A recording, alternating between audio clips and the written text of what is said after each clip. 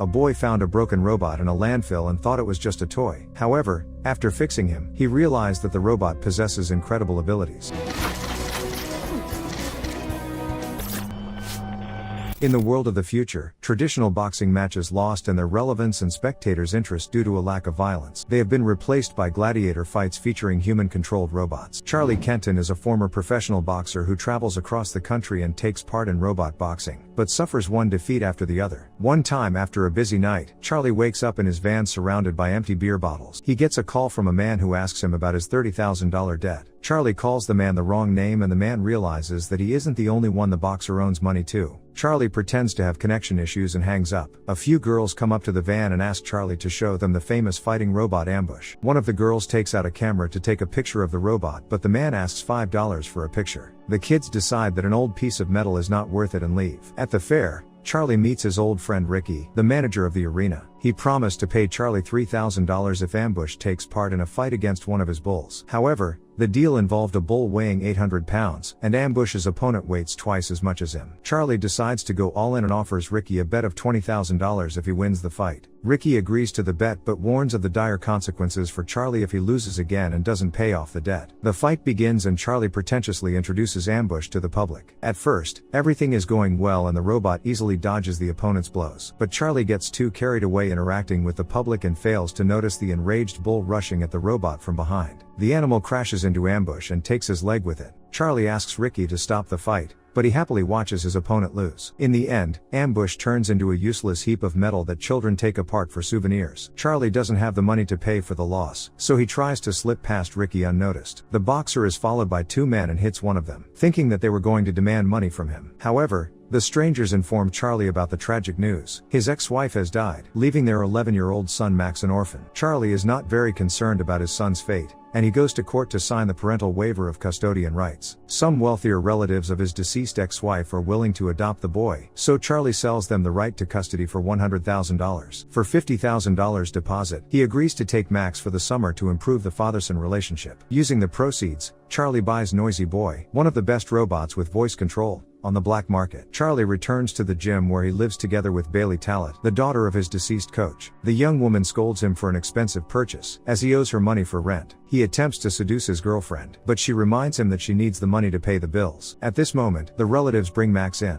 The boy is upset not because his father sold him, but because he didn't share the proceeds. Charlie says that he wasted all the money on buying the robot and that Max can get out of here if he doesn't like something. The boy decides to stay and watch the Noisy Boy unboxing. The fighter in the samurai armor emerges from the box and everyone admires him. Charlie decides to test voice controls and says a few battle commands, however the robot doesn't react at all. The man decides that he was scammed and blames Bailey for not checking the robot. Max turns out to be smarter than the adults and pronounces the commands in Japanese, which is a native language of the robot. Noisy Boy obeys and Bailey then realizes that they only need to change his voice control settings. After a short test drive, Charlie loads his robot into his van and plans on going to the next competition. Max steals the car keys and asks his father to take him with unless he wants to be left without a car. Reluctantly, Charlie agrees and they arrive at an underground fight club where they meet dozens of other robots. Charlie is certain that this time he will win for sure, so he asks the organizer Finn to sign Noisy Boy up for the main fight. Max tries to talk his arrogant father out of it and advises him to take part only in warm-ups since he has never tested the robot on an actual battlefield. But Charlie doesn't pay attention to his words and makes Noisy Boy fight against the star of the fight club, Midas. In the beginning, Noisy Boy inflicts powerful blows on his opponent and the audience lets out excited screams. The robot samurai keeps dominating the battlefield and Charlie is thrilled that he is about to get the easiest money in his life. Due to his inattentiveness, the man misses Midas's hit and the opponent takes control of the battle. Charlie tries to figure out what commands Noisy Boy has and yells out those commands that sound cooler. Charlie's opponent knows the abilities of his robot better and so he soon knocks Noisy Boy down, striking his head off. After the devastating fiasco, only the voice control of the robot survived. Max rightly scolds his father for fighting against the champion without even learning any standard commands for Noisy Boy. Charlie doesn't want to take the blame and orders his son to shut up if he wants to spend this night in warmth and not out in the street. On the way home, they stop at the junkyard to look for parts for a new robot. While gathering parts, Charlie tells Max a story of how the boxing robots came about and how they replaced humans in the ring. Listening to his father, Max doesn't notice a cliff and falls. Max hangs on a robot's hand, which saves him from his death. Charlie goes down the cliff to his son and puts him back on the ground, tightly holding the frightened boy close to him. Max gets out of his arms to see the part that saved his life. To his surprise, he finds a body of an old robot in the dirt. The boy asks his dad to bring the cart so they can take their find home, but Charlie goes back to his normal selfish self and refuses to help his son. Max drags the robot till dawn all by himself, going up the steep hill. Finally, he brings him to the van. They go back to the gym where Bailey discovers in horror what is left of Noisy Boy. The woman is disappointed in Charlie and asks him to stop chasing an imaginary victory until he loses everything that he has left in reality. The man persuades Bailey to help him for the last time and check the robot that Max brought. It turns out that it is an outdated version of the robot that was created not for fighting,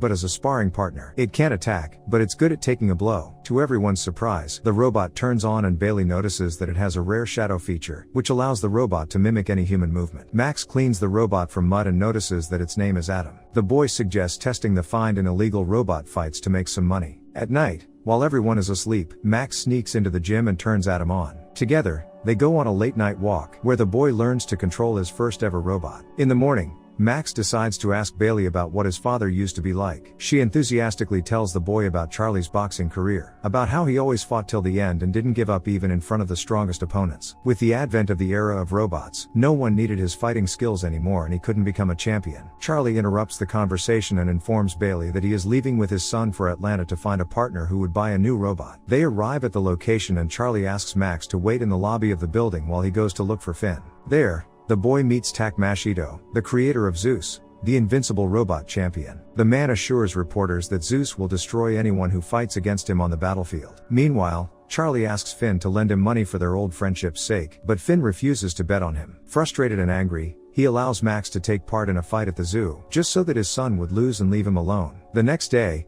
Charlie wakes up from Max's voice, as he has been training with the Atom since the morning. He washed the robot and programmed the commands himself using the shadow feature. Charlie is pleasantly surprised by his son's persistence, understanding deep down where he got this quality from. They arrive at the place where the battle is held, and Max negotiates a deal with the leader. If Adam lasts one round, then the boy takes $1,000. However, if the robot doesn't survive, the leader takes him. The fight begins and Max takes control of Adam. The robot doesn't attack but only defends itself, steadily taking the blows of the enemy. Charlie advises his son to move more to maneuver the robot's attacks, but the opponent grabs Adam and strikes him in the head, causing him to fall. The countdown to the end of the round begins and the robot has only 30 seconds to get up. Max orders Adam to get up and he obeys, which means the boy automatically wins $1,000. The leader doesn't agree with this outcome and offers to double the winnings if the robot lasts one more round. Now it is Charlie who is trying to talk his son out of this risky adventure, but Max agrees. The second round begins, and Adam jumps and strikes the enemy with a crushing blow, causing the poor fellow's system to crash. Max wins and proudly takes his prize while the crowd cheers him. The next day,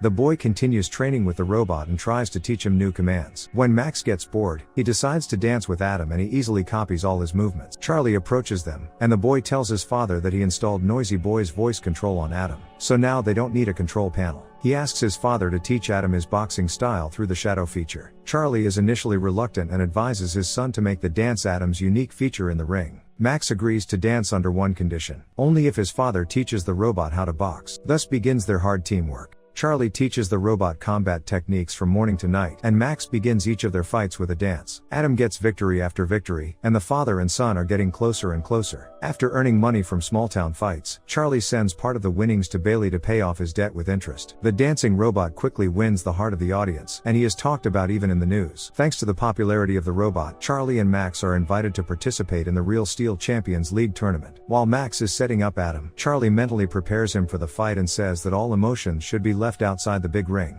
A manager enters their workshop and invites them to the lodge of Farah Lemkova, the owner of Zeus. The businesswoman is looking for a sparring partner for Zeus and offers to buy Adam for $200,000. The offer is valid until the first round with his rival Twin Cities. Charlie immediately agrees, but Max refuses and leaves the room. Charlie tries to persuade his son to accept the tempting deal, but he asks his father to think about why Lemkova would want to buy a robot for such a large amount of money. Max believes that Adam is special and doesn't intend to sell his metal friend. To the deafening roar of the crowd, the two-headed robot Twin Cities enters the ring. Max leads Adam out by performing a battle dance. The robots start the fight and, within the first minutes of the match, the enemy mercilessly attacks Adam, preventing him from striking back. Charlie then notices Twin Cities' weak point. His right shoulder twitches before every punch. Adam dives under the opponent's arm and begins to deliver devastating blows to the body. After weakening Twin Cities' right side, Adam knocks him out with a kick to the head. The audience bursts into applause. Bailey, who has been watching the fight all this time, also screams with joy. Max runs into the ring and snatches the microphone from the referee. He publicly challenges Zeus, the robot of Farah Lemkova, to fight. After that, he and his father take the winnings and go to the van. Ricky meets them there and tells the thugs to attack them to take his money back. They beat up Charlie and take all their money. Worried about his son,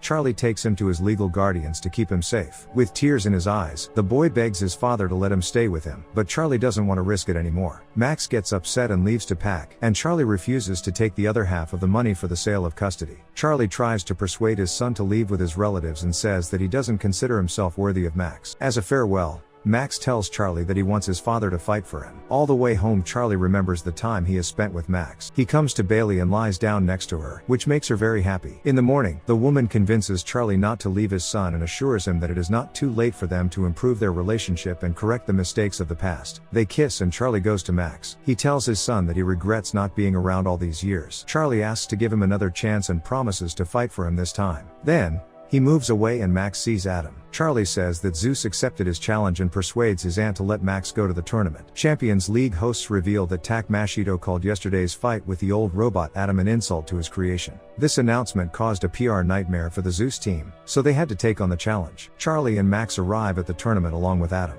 In the meantime, Finn takes bets that the junkyard robot won't last until the end of the round at odds of 1 to 5. Ricky approaches him and confidently bets $100,000 that Adam won't last until the end of the first round. If his bet goes well, then at the end of the match he will get $500,000. A welcome show is put on for Zeus, where he epically jumps into the ring to the cheers of the crowd. Adam appears more modestly, and the fight begins. Zeus knocks out the enemy with the first blow. All spectators are sure that the champion's victory will be quick. Adam gets up but immediately receives a new series of powerful blows and falls again. After the third knockdown, the robot gets up again and Zeus corners him. Finally, Charlie pulls himself together and strikes the enemy, and then backs away. To everyone's shock, Adam takes the lead in the fight and stubbornly delivers blow after blow to Zeus. Despite a strong opponent, the old robot manages to stay on his feet until the end of the first round. Ricky tries to leave the building in a hurry, but Finn finds him and takes his money. The fight continues and Adam manages to heroically survive the second and third rounds. By the fourth round, Zeus unleashes all his power on the enemy and inflicts serious damage on him. Another blow destroys Adam's voice control system. Despite this,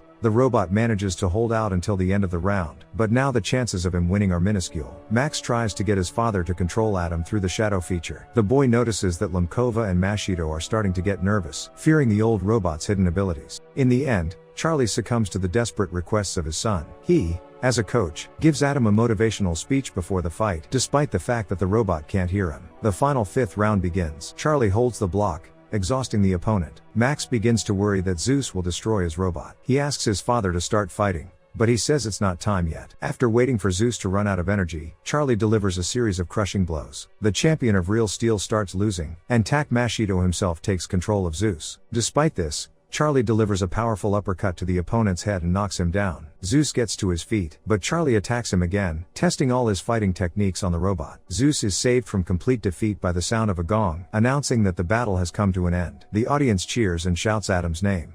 Bailey runs onto the stage and kisses Charlie. Nevertheless, Zeus still wins based on the points and remains the reigning champion of the Real Steel tournament. However, the fight was a crushing failure for Farah Lemkova's company. Adam is pronounced the people's champion, the outcome that Max is perfectly happy with. The boy falls into his father's arms, who makes it clear without any words that he is proud of his son and that he loves him. Together with Adam, they go out to the middle of the ring and enjoy their glory and recognition.